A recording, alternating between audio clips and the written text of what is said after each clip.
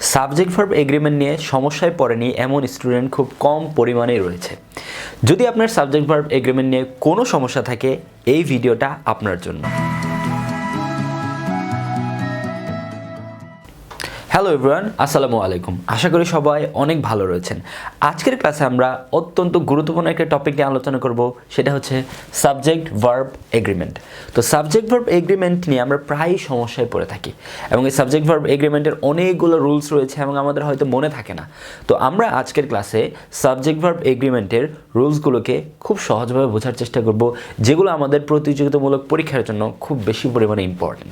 তো সবার আগে আমরা এই সাবজেক্ট ভার্ব এগ্রিমেন্ট এটা দ্বারা বলতে কি বুঝি এটা একটু জেনে নিই, তাহলে হচ্ছে আমাদের জন্য কোশ্চেন করা অনেক বেশি ইজি হবে, কোশ্চেনগুলো সলভ করা। যেমন এখানে দেখেন সাবজেক্ট অ্যান্ড ভার্ব এই দুইটার মধ্যে একটা এগ্রিমেন্ট। এগ্রিমেন্ট বলতে বোঝায় বাংলাতে আমরা লিখি হচ্ছে এটা চুক্তি। আচ্ছা, সাবজেক্ট এবং ভার্বের মধ্যে একটা চুক্তি, সেই চুক্তিটা হচ্ছে সাবজেক্ট এটা যদি হয় সিঙ্গুলার, সাবজেক্ট যদি হয় সিঙ্গুলার, তাহলে ভার্ব এটাও হবে হচ্ছে সিঙ্গুলার। তারপরে সাবজেক্ট এটা যদি হয় হচ্ছে প্লুরাল, তাহলে ভার্ব এটাও হবে হচ্ছে প্লুরাল।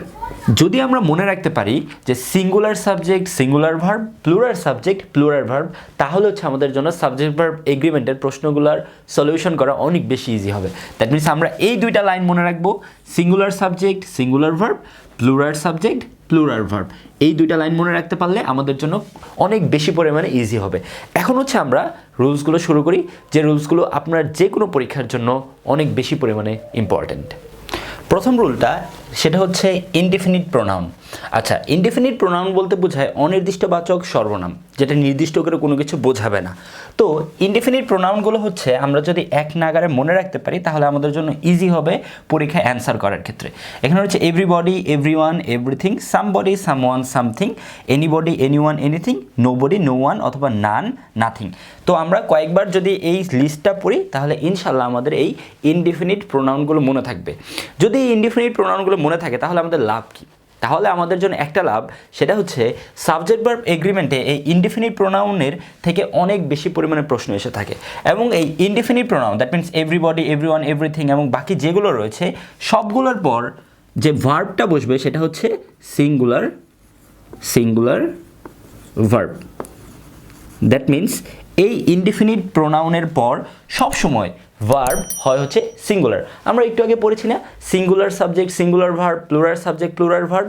তো এগুলো যদি সাবজেক্ট থাকে, তাহলে আমরা ইউজ করবো হচ্ছে সিঙ্গুলার ভার্ব। আচ্ছা, এখানে আমরা কোশ্চেন লিখে রেখেছি এবং এই কোশ্চেনগুলো আমরা এখন সলভ করার চেষ্টা করি এই রুলস অনুসারে। এখানে রয়েছে ইট ইজ সেইড দ্যাট, এটা বলা হয় যে এভরিথিং, অপশনে রয়েছে ইজ অথবা আর পসিবল ইন দ্য ওয়ার্ল্ড। আচ্ছা, এভরিথিং হচ্ছে একটা ইনডিফিনিট প্রোনাউন। তো আমরা জানি ইনডিফিনিট প্রোনাউন যদি সাবজেক্ট হিসেবে থাকে, অর্থাৎ ভার্বের আগে থাকে, তাহলে ভার্বটা হয় সবসময় সিঙ্গুলার। তাহলে এখানে ইজ সিঙ্গুলার নাকি আর সিঙ্গুলার? অবশ্যই সিঙ্গুলার। তাহলে এটা হবে হচ্ছে it is said that everything is possible in the world. তারপর হচ্ছে এভরিওয়ান ওয়ান্ট অথবা ওয়ান্টস রয়েছে to get name and fame this days. আচ্ছা, ওয়ান্ট আর ওয়ান্টস রয়েছে। আমরা জানি ভার্বের সাথে যদি এস বা ইয়েস যুক্ত থাকে, তাহলে সেই ভার্বটা হয়ে থাকে হচ্ছে সিঙ্গুলার ভার্ব। তাহলে এখানে কি হবে? এভরিওয়ান, এটা যেহেতু একটা ইনডিফিনিট প্রোনাউন, তাহলে আর পরের যে ভার্বটা বসবে সেটা হবে হচ্ছে সিঙ্গুলার ভার্ব। তাহলে এখানে কি হবে? Everyone wants to get name and fame this days. তারপর রয়েছে অ্যাজ উই নো সামথিং। আচ্ছা, সামথিং, দেখেন সামথিং এটাও কিন্তু ইনডেফিনিট প্রোনাউনই। তাহলে কি হবে? সামথিং ইজ অথবা আর বেটার দ্যান নাথিং। আমরা তো প্রবাদ বাক্যই পড়েছি যে নাই মামার চেয়ে কানা মামা ভালো। তাহলে এখানে কি হবে? Something is better than nothing. That means আমরা রুল নাম্বার 1-এ জানতে পারলাম যে ইনডেফিনিট প্রোনাউন, যে আমরা লিস্টটা দিয়েছি, এই ইনডেফিনিট প্রোনাউনগুলোর পর ভার্ব সবসময় সিঙ্গুলার হবে। রুল নাম্বার 2 রয়েছে যদি কোনো সাবজেক্ট হিসেবে ইচ অথবা এভরি এই দুইটা যদি থাকে, তাহলে এরপরে যদি কোনো নাউন থাকে, তাহলে সেই নাউনটাও হবে হচ্ছে সিঙ্গুলার নাউন এবং এরপর যদি কোনো ভার্ব থাকে, তাহলে সেই ভার্বটাও হবে হচ্ছে সিঙ্গুলার ভার্ব। দ্যাট মিন্স আমরা শিখলাম যে ইচ বা এভরি যদি কোনো বাক্যের সাবজেক্ট হিসেবে থাকে, তারপরে যে নাউনটা হবে সেই নাউনটাও হবে হচ্ছে সিঙ্গুলার, এবং তারপরে যে ভার্বটা হবে সেই ভার্বটাও হবে হচ্ছে সিঙ্গুলার। আচ্ছা, আমরা এখানে প্রশ্ন সলভ করি, তাহলে আমরা ঠিকমতো বুঝতে পারবো। এখানে দেখেন রয়েছে ইচ বয় অথবা বয়েস অ্যান্ড এভরি গার্ল অথবা গার্লস ওয়াজ অথবা ওয়ার অ্যাওয়ার্ডেড লাস্ট উইক। আচ্ছা, আমরা বলেছি যে ইচ যদি বাক্যের সাবজেক্ট হিসেবে থাকে, তারপরে নাউনটা হয় হচ্ছে সিঙ্গুলার নাউন। তাহলে ইচের পর বয় হবে নাকি বয়েস হবে?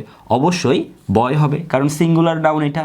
তারপর অ্যান্ড এভরির পরও সেম রুলস, যে এরপরে নাউনটা হবে হচ্ছে সিঙ্গুলার নাউন। তাহলে কি হবে? Each boy and every girl was অথবা ওয়ার অ্যাওয়ার্ডেড লাস্ট উইক। এবং আমরা এটাও পড়েছি যে ভার্বটাও হবে হচ্ছে সিঙ্গুলার, তাহলে এখানে সিঙ্গুলার ভার্ব হচ্ছে ওয়াজ। দ্যাট মিন্স আমরা মনে রাখবো ইচ এবং এভরির পর নাউন থাকুক বা ভার্ব থাকুক, সবগুলোই হবে হচ্ছে সিঙ্গুলার। দ্বিতীয় যে উদাহরণটা রয়েছে, এখানে রয়েছে each teacher and every student, এখানে অপশন রয়েছে হ্যাজ অথবা have reached school before time. That means আমরা পড়েছি যে এখানে থেকে ইচ রয়েছে, এভরি রয়েছে, তাহলে এগুলোর পর তো নাউনগুলো সিঙ্গুলারে রয়েছে, তাহলে ভার্বটা কী হবে? ভার্বটাও হবে হচ্ছে সিঙ্গুলার। তাহলে হ্যাজ অথবা হ্যাভের মধ্যে কোনটা singular? Has singular. That means আমরা মনে রাখবো যে ইচ আর এভরির পর নাউনটাও হবে হচ্ছে সিঙ্গুলার, ভার্বটাও হবে হচ্ছে সিঙ্গুলার। 3 নম্বর রুল, একটু কনফিউজিং একটা রুল, কিন্তু যদি আমরা এখানে যে দুইটা কথা লেখা রয়েছে, যদি আমরা এই দুইটা কথা যদি ঠিকমতো বুঝতে পারি, তাহলে আমরা এই রুলস থেকে আসা যে কোনো প্রশ্ন আমরা সলভ করতে পারবো। এখানে প্রথমে বলা রয়েছে দুটো কমন নাউন, অবশ্যই সেটা কমন নাউন হতে হবে। দুটো কমন নাউন যদি অ্যান্ড দ্বারা যুক্ত থাকে, দুটো কমন নাউন কি অ্যান্ড দ্বারা যুক্ত থাকবে, এবং প্রথমটির আগে, প্রথম যে কমন নাউন থাকবে সেটার আগে যদি আর্টিকেল দা থাকে, তবে আমরা ইউজ করব হচ্ছে গিয়ে সিঙ্গুলার ভার্ব। আচ্ছা, আবার বলি যে দুটো কমন নাউন যদি অ্যান্ড দ্বারা যুক্ত থাকে এবং প্রথম যে কমন নাউনটা রয়েছে সেটার আগে যদি দা আর্টিকেলটি যুক্ত থাকে, তাহলে আমরা ইউজ করব হচ্ছে গিয়ে সিঙ্গুলার ভার্ব। আচ্ছা, দ্বিতীয় যে কথাটা রয়েছে, দুটোর আগে, অর্থাৎ যে দুটো কমন নাউন থাকবে দুটোর আগেই যদি আর্টিকেল দা থাকে, তাহলে আমরা ইউজ করব হচ্ছে গিয়ে প্লুরাল নাউন। দুটোর আগেই যদি আর্টিকেল দা থাকে, তাহলে আমরা ইউজ করব হচ্ছে গিয়ে প্লুরাল ভার্ব। তো আমরা এখানে উদাহরণটা দেখি। এখানে রয়েছে দ্য টিচার অ্যান্ড কাউন্সিলর, এখানে অপশন রয়েছে ইজ অথবা আর টিচিং ইংলিশ নাও। এখানে দেখেন টিচার এটাও কিন্তু কমন নাউন, কাউন্সিলর এটাও কিন্তু কমন নাউন, কিন্তু মজার ব্যাপার হচ্ছে এই যে প্রথম যে কমন নাউনটা সেটার আগে আর্টিকেল দা রয়েছে, দ্বিতীয় যে কমন নাউনটা সেটার আগে আর্টিকেল দা নেই। আমরা এটাই প্রথম কথাটাতে বুঝিয়েছি যে প্রথমটির আগে আর্টিকেল দা থাকলে তাহলে আমরা ইউজ করবো হচ্ছে গিয়ে সিঙ্গুলার ভার্ব। এখানে ইজ সিঙ্গুলার নাকি আর সিঙ্গুলার আপনারা এতক্ষণে বুঝে গিয়েছেন, অবশ্যই হবে হচ্ছে is teaching English now. That means পুরো বাক্যটা হবে the teacher and councillor is teaching English নাও।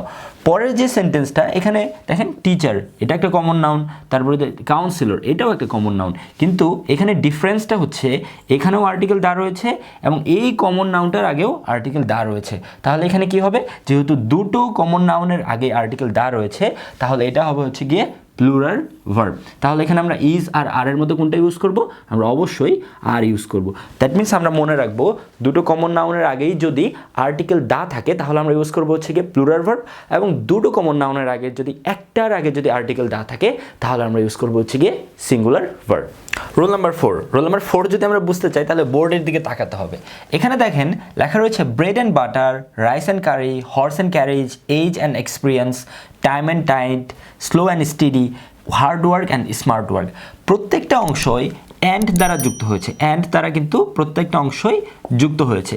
তো একটু আগে আমরা পড়েছিলাম অ্যান্ড দ্বারা যদি দুটো কমন নাউন একসঙ্গে যুক্ত হয়, এবং আমরা সেগুলোর ক্ষেত্রে আমরা সিঙ্গুলার করেছি এবং প্লুরাল করেছি, এবং স্বাভাবিকভাবে যখন আমরা অ্যান্ড দ্বারা দুটো প্রপার নাউনকে যুক্ত করব, যেমন এরকম যদি বলি দীপ অ্যান্ড দিগন্ত, এখানে আমরা ইজ হবে নাকি are going to school, are going to school, কারণ দুটো প্রপার নাউন যখন অ্যান্ড দ্বারা যুক্ত থাকবে তখন সেক্ষেত্রে আমরা প্লুরাল ভার্ব ইউজ করে থাকি। কিন্তু এখানে যতগুলো ফ্রেজের মতো রয়েছে, এখানে bread and butter, rice and curry, horse and carriage, এগুলো দ্বারা সিঙ্গেল আইডিয়া বা ইউনিট বোঝাচ্ছে, এবং সবচেয়ে মজার ব্যাপার হচ্ছে এগুলোর পর সবসময় সিঙ্গুলার ভার্ব বসে থাকে, সিঙ্গুলার ভার্ব বসে থাকে। যেমন আমরা যদি উদাহরণ দিই, সাপোজ এখানে যদি লিখি ব্রেড অ্যান্ড বাটার, অপশনে যদি থাকে ইজ অথবা আর মাই ফেভারিট, ইজ অথবা আর মাই ফেভারিট, তাহলে কি হবে? ব্রেড অ্যান্ড বাটার যেহেতু একটা সিঙ্গেল একটা ইউনিট বোঝাচ্ছে, তাহলে এটার পর সিঙ্গুলার ভার্ব, তাহলে কি হবে? Is my favourite.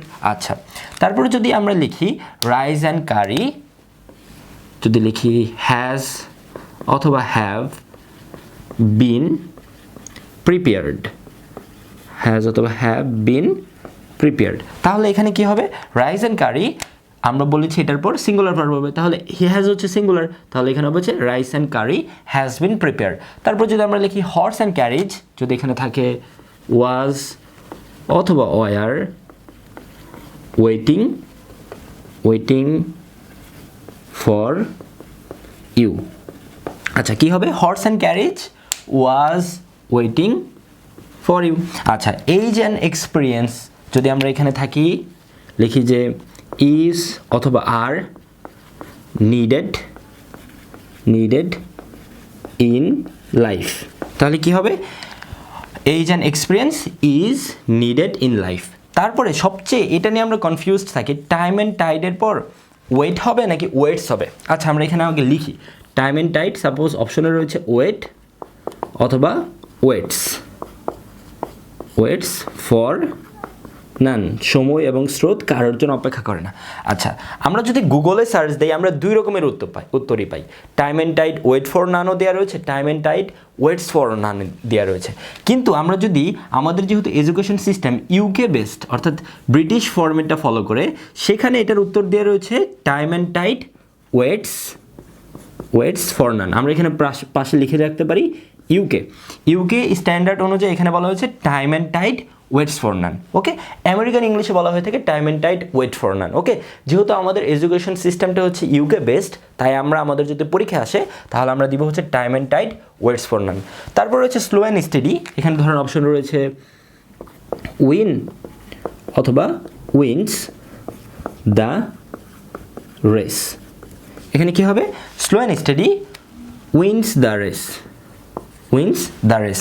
তারপর লাস্টে রয়েছে hard work and smart work, এখানে সাপোজ অপশন রয়েছে ইজ অথবা আর কি টু সাকসেস। আচ্ছা এখানে কি হবে, hard work and smart work is key to success. That means এখানে যেগুলো পেলাম bread and butter, rice and curry, horse and carriage, age and experience, time and tide, slow and steady, hard work and smart work, এগুলোর পর সবসময় আমরা singular verb use করে থাকবো। Rule number 5টা হচ্ছে যদি কোনো সেন্টেন্স দ্যাট অথবা হু অথবা which, that means relative pronoun দ্বারা যুক্ত থাকে এবং এই দ্যাট হু অথবা হুইচের আগে যদি যে নাউন অথবা যে প্রোনাউনটা থাকবে, সেটার অনুযায়ী ভিত্তি করে এখানে যে ভার্বটা বসবে সেই ভার্বটা এই নাউন বা প্রোনাউনটার উপর ভিত্তি করে বসবে। যদি নাউনটা হয় হচ্ছে সিঙ্গুলার তাহলে ভার্বটা হবে হচ্ছে সিঙ্গুলার, যদি নাউনটা হয় হচ্ছে প্লুরাল তাহলে ভার্বটা হবে হচ্ছে গিয়ে প্লুরাল।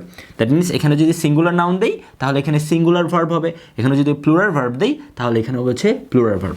বাকি যদি পুরো সেন্টেন্সটা যদি শুরুতে এরকম থাকে যে সিঙ্গুলার কোনো সাবজেক্ট দিয়ে শুরু হয়েছে, তাও আমরা এই যে আমাদের যে কানেক্টরস, দ্যাট মিনস এই যে রিলেটিভ প্রোনাউনগুলো রয়েছে এর আগে নাউন বা প্রোনাউনটা অনুযায়ী আমরা এখানে ভার্ব দেব। বেশি কথা না বলে উদাহরণের দিকে লক্ষ্য করি। এখানে রয়েছে she is one of the noblest women who, এখানে অপশন রয়েছে হ্যাজ অথবা have ever lived on the earth. আচ্ছা এখানে হু দ্বারা যুক্ত আছে এবং এর ঠিক আগেই একটা আমাদের নাউন দেওয়া রয়েছে এবং এখানে দেখেন নাউনটা কি সিঙ্গুলারে দেওয়া রয়েছে নাকি প্লুরালে দেওয়া রয়েছে। ওমেন যখন এ থাকে তখন এটা হচ্ছে সিঙ্গুলার, কিন্তু যখন আমরা WOMEN দিই তখন এটা হয়ে যায় হচ্ছে প্লুরাল, আর এটা হচ্ছে গিয়ে সিঙ্গুলার। দ্যাট মিনস এখানে দেখেন এটা কিন্তু প্লুরাল নাউন, দ্যাট মিনস এটা কিন্তু প্লুরাল, তাহলে এখানে ভার্বটা কি হবে, এখানের যে ভার্বটা সেই ভার্বটাও অবশ্যই প্লুরাল হবে। দ্যাট মিনস এখানে হ্যাজ হবে না হ্যাভ হবে, অবশ্যই এখানে হ্যাভ হবে। দেখেন আমাদের সেন্টেন্সটা কিন্তু শুরু হয়েছিল শি দিয়ে, তো শি এটা কিন্তু সিঙ্গুলার একটা সাবজেক্ট, কিন্তু এখানে কিন্তু হ্যাভ হলো, কারণ আমরা যদি কোনো এই যে এরকম থাকে যে রিলেটিভ প্রোনাউন বা হু দ্যাট অথবা হুইচ দ্বারা যুক্ত থাকে তাহলে ঠিক এর আগের নাউন বা প্রোনাউনটার বিবেচনা করে এখানে আমরা ভার্ব দিব। 2 নম্বর উদাহরণের দিকে লক্ষ্য করি, এখানে রয়েছে Shakib is one of the greatest players who, এখানে অপশন রয়েছে ইজ অথবা আর প্লেয়িং ফর বাংলাদেশ। আচ্ছা এখানে দেখেন এখানেও হু দ্বারা যুক্ত আছে এবং এর ঠিক আগের যে নাউনটা রয়েছে এটা কিন্তু plural noun, that means players, তাহলে এখানেও কি হবে, এখানেও প্লুরাল ভার্ব হবে। ইজ প্লুরাল নাকি আর প্লুরাল, অবশ্যই আর প্লুরাল। দ্যাট মিনস পুরো সেন্টেন্সটা হবে Shakib is one of the greatest players who are playing for Bangladesh. লাস্টের যে উদাহরণটা রয়েছে এখানে রয়েছে the Padma is one of the longest rivers which, option রয়েছে ফ্লো অথবা ফ্লোস ইন বাংলাদেশ। এখানে দেখেন হুইচ দ্বারা যুক্ত আছে এবং ঠিক এর আগের যে নাউনটা রয়েছে এটা কিন্তু হচ্ছে গিয়ে প্লুরাল রিভার্স। তাহলে এখানে কি হবে, the Padma is one of the longest rivers which flow, কারণ এখানে প্লুরাল ভার্ব হবে, আর প্লুরাল ভার্বগুলোর শেষে তো অবশ্যই এস বা ইয়েস যুক্ত হয় না। দ্যাট মিনস আমরা মনে রাখবো যে দ্যাট হু অথবা হুইচ, অর্থাৎ আমরা যে রিলেটিভ প্রোনাউনগুলো ব্যবহার করি, যারা রিলেটিভ প্রোনাউনগুলো চেনেন, রিলেটিভ প্রোনাউন দ্বারা যদি একটা বাক্য যুক্ত থাকে তাহলে ঠিক এর আগের যে নাউন বা প্রোনাউনটা থাকবে সেই নাউন বা প্রোনাউনটার উপর ভিত্তি করে এখানে ভার্বটা বসবে। তো এই ছিল আজকে আমাদের আয়োজন। যদি সাবজেক্ট ভার্ব এগ্রিমেন্টের বাকি যে রুলসগুলো রয়েছে সেগুলো যদি জানতে চান তাহলে আমাদের নেক্সট পর্বের ভিডিওগুলো দেখুন। তো আজ এই পর্যন্তই, আসসালামু আলাইকুম।